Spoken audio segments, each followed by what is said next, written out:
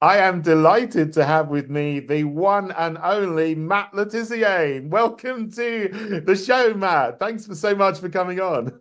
It's my pleasure, David. It's only right that I should return the compliment after you came on my Getter channel not long ago.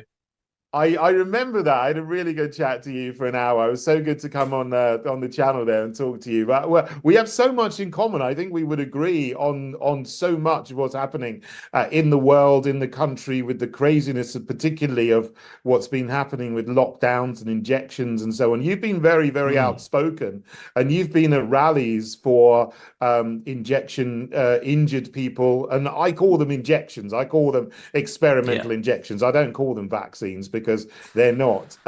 Why did you get involved in speaking up for people who are injured by these injections? I think mainly because I can see the injustice of what's going on. I don't know what's happened to my eyes. Sorry, got a watery eye.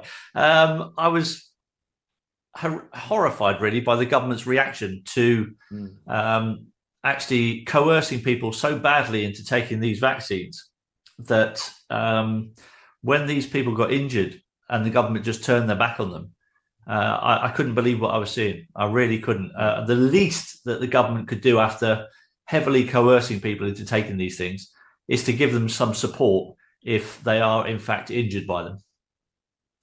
Yeah, and there is some kind of small compensation scheme where if you apply to it and you jump through all kinds of hoops, you might get £120,000. But I mean, do you think that's enough for people who have been they've completely had their lives changed by injection injuries?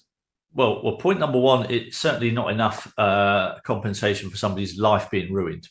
Secondly, I think about 98% of all claims get rejected because apparently you have to meet a threshold which says you're more than 60% disabled, which, who's the arbiter of that? I mean, who chooses what is 60% of damage to your rest of your life? I mean, it's crazy, really. And the second thing for me, which is almost as important, is that money that they are paid, that comes out of the taxpayers' coffers. That doesn't come out of the pharmaceutical industry's billions of pounds of profit that they've made from injecting this thing into people. That comes from our money. And for me, that's just not right. I think the indemnity that the pharmaceutical companies have need to be taken away as soon as possible, and maybe they'll be a little bit more careful with their products in the future. Yeah, I absolutely agree with you. Totally agree with you. I don't know who put in place this indemnity for big pharma companies just for vaccines. So normal medicines, they're not indemnified, but vaccines they are. And the government agencies approve them. And then you got these things injected into 50 million people approximately in the UK, but billions of people around the world. And it's not just we don't just have people that are injured by this. We have people who have died from this. And one thing I see that is happening that didn't happen before is you're seeing an awful lot of athletes dying from heart disease and so on. And to me, it looks like there's a huge increase in this happening. But you would get mainstream media outlets saying, oh, no, that's just a conspiracy theory. It's the same level as before. But what do you think about this? Because, this is your field. Yeah, I think it's absolute nonsense, quite frankly. I think they're gaslighting people all over the place. To tell us that these things have always happened is a half-truth at best, because yes, occasionally these things have happened, and nobody is denying that. Nobody is saying nobody ever collapsed on a football pitch before these vaccines came along. But what I'm saying is, since the vaccines have come along, the number of people that it's happened to has increased.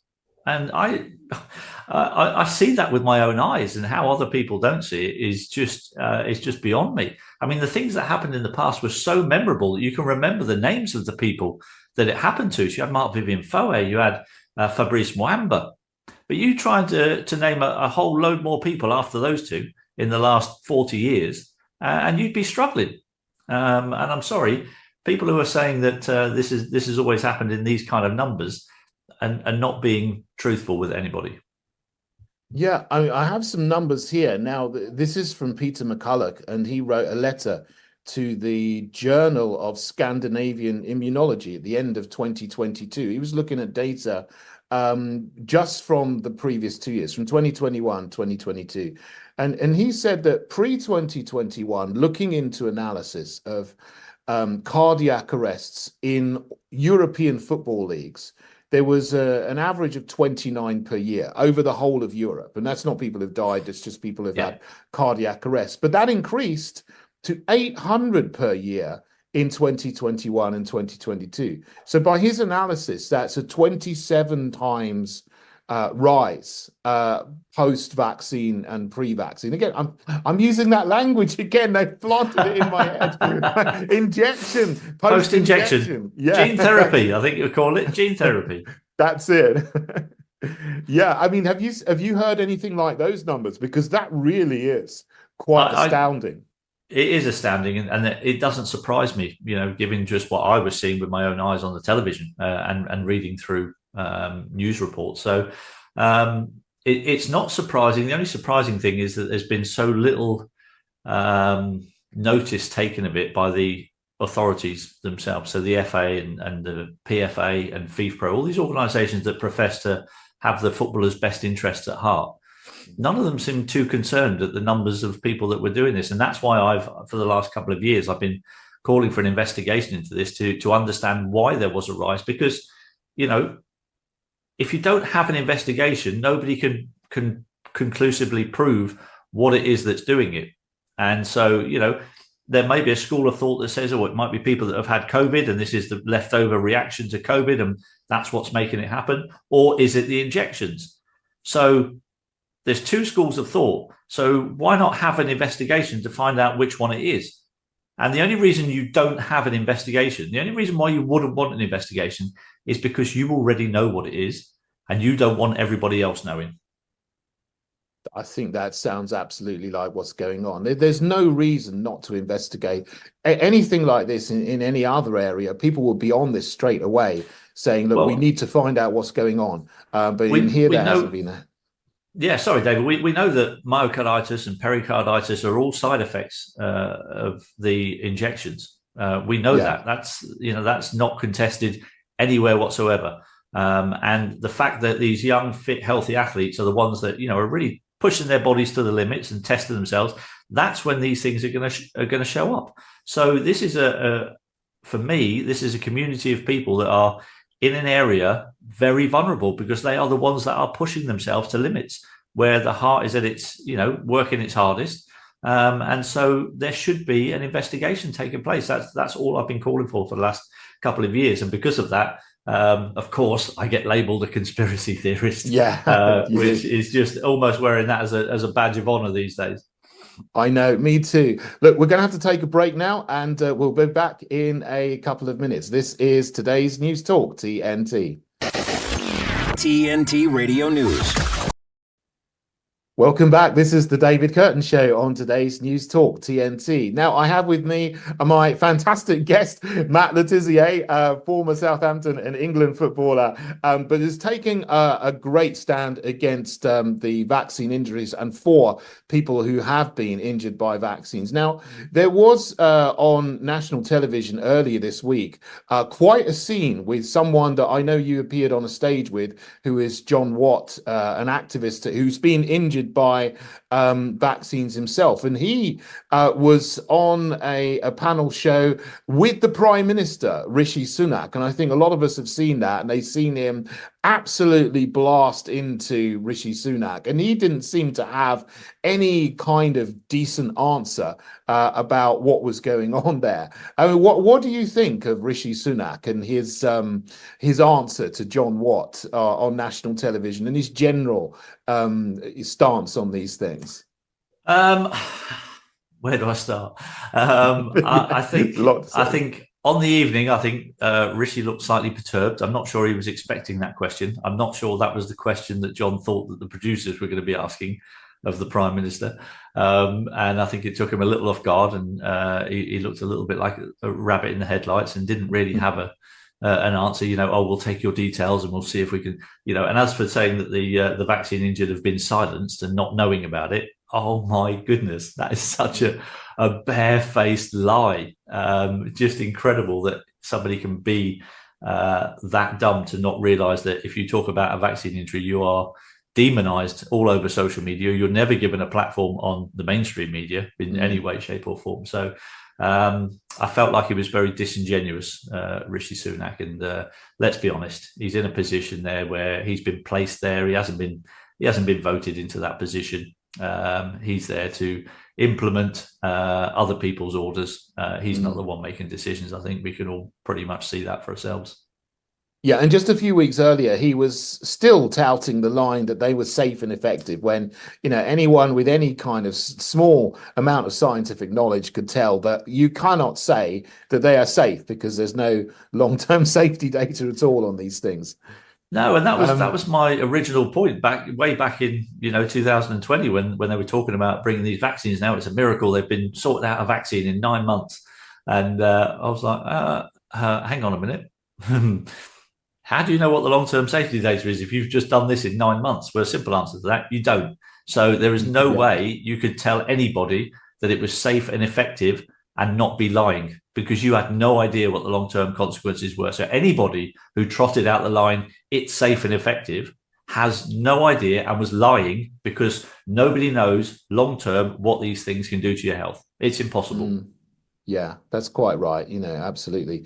You've mentioned also, you commented in some political things that you would like to see as policies in a party coming up, and things that to be implemented in Parliament. I mean, some people in what we would call the freedom movement would say, well, politics, there's no point in getting involved because they're all the same, it's rigged, you're never going to change anything. But I mean, I take the view that we should still get involved in politics, because we have to try and change these things and boot out the people that are there now, however hard it is. But what's your view of getting involved in politics? Should people do that? Do you think people should get involved in the political parties, a new political party, or try to do something different? I think the problem is to really enact major change. It would take a massive effort, first and foremost, and it would take a long, long time. I think those two things are things that people don't have the patience for at the moment, and that's why I think a lot of people think that the current system just needs to be disbanded, and we need to find a different way. Either that be a direct democracy, proportional representation, whatever it is. But certainly the two-party system is certainly not working in this country. It is two cheeks of the same backside, unfortunately. And, the opposition hasn't really been an opposition, has it? Let's be honest. We had one party telling us that they were going to lock us down, and we had the other party who wanted to lock us down even harder. So I'm not sure where opposition comes into that exactly. I'm not sure that I'm particularly in favour of the current system, and it would be an incredibly long and arduous task to get enough people in at lower levels of government and build from there before enacting a real change at the top. Yeah, it is hard. I take the view that it's worth doing, however hard it is, however long it takes. We've got to try in this system, because this is the system we've got. But I do totally agree with you. I would like to see proportional representation, which you do have in most other countries around the world, except apart from the UK, the USA, a couple of others. And then that would give challenger parties like mine the opportunity to get a few people in Parliament, and then we could start building up and challenging things, and that would make things easier and quicker to change. Maybe there was a lot of talk. There was a lot of talk a while back about all the smaller freedom-loving parties, coming together to and not splitting the vote quite so much. Did anything come of that? Is there any progress on that front? Were you involved in that at all? Yeah, look, a lot of people have brought that idea to me. People say that to me all the time. But when people say that, I ask, well, what parties do you mean? And people often say reform, which at the moment is the challenger party that's getting the most media exposure. But